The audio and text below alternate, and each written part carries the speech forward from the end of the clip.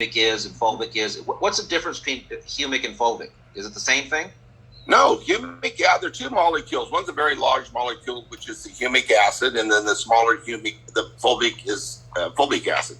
These molecules, if you look, you can research, and you'll see many scientists saying these are miracle molecules. There's a reason they're saying that, because not only do they have functions to protect the cell, to hydrate the cell, they also have functions to cleanse the cell and deliver nutrients to the cell.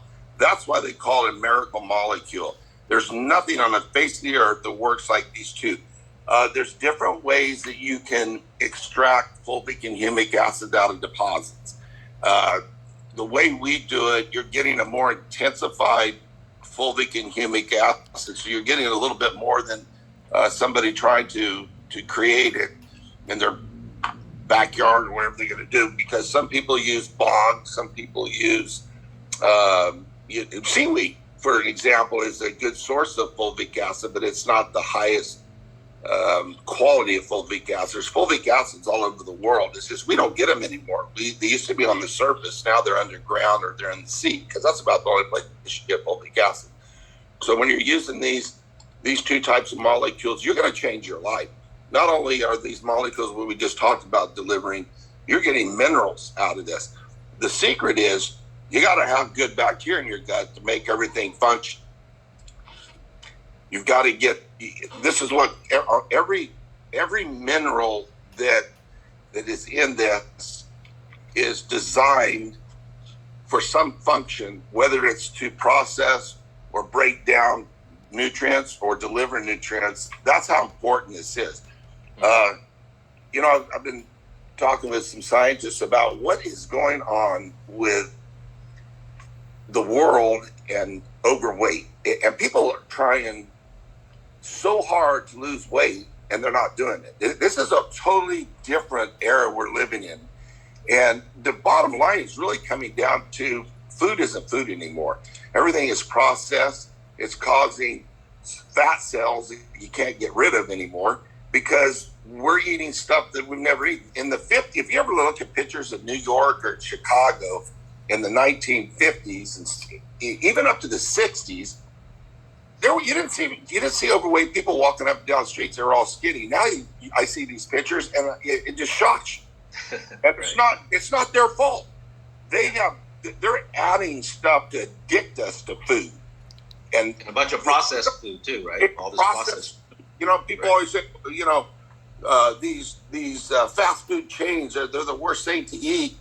Whether it's McDonald's or Taco Bell or whoever's out there. You know what? It's the same thing going to the grocery store and pulling it off the shelf. It's the same stuff. Everything processed right now, and it's causing very irritating fat cells that we can't get rid of. So we're actually working on stuff to help do this, and we're seeing this right now with the fulvic acids, especially. And now, like I said, we're working with nicotamides and some other things that. And I want to talk about that here in a minute as well, because we have a little bit of that in the FBX. But before we go there, in regards to the black MP, why do we have probiotics in black MP? Why is that there? You have to have probiotics for all synthesizing of nutrients. We know that good bacteria is about 70% of our immune system. There's a reason for that. What is the immune system? Well, if I'm going to take stuff like, let's say, beta-glucans, or stuff that we know, zinc or vitamin D3 or whatever I take, if I can take all I want, but if I don't have good bacteria in my gut, it's not going to process right. It's not going to break down. You're going to waste it. You've got to have good bacteria, strong bacteria, and not really dairy bacteria, but more of an SBO, soil-based organisms, right? That's what they call it. That's what you're made up of. That's what we got to put back in our body. That's why we have to have it in there. So what type of probiotics do we have? I mean, are they synthetic? Or are they No, they're all natural. I mean, they're all natural. We don't do anything synthetic.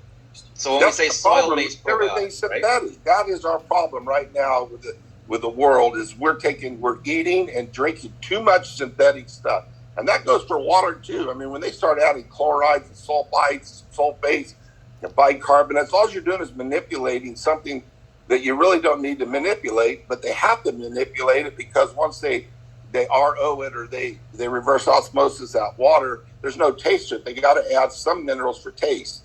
Right. That's the problem right now we have with water. Okay. Yeah, I'd like to move to that. And I'm going to move over with Gary on his computer. He just showed up. So Absolutely.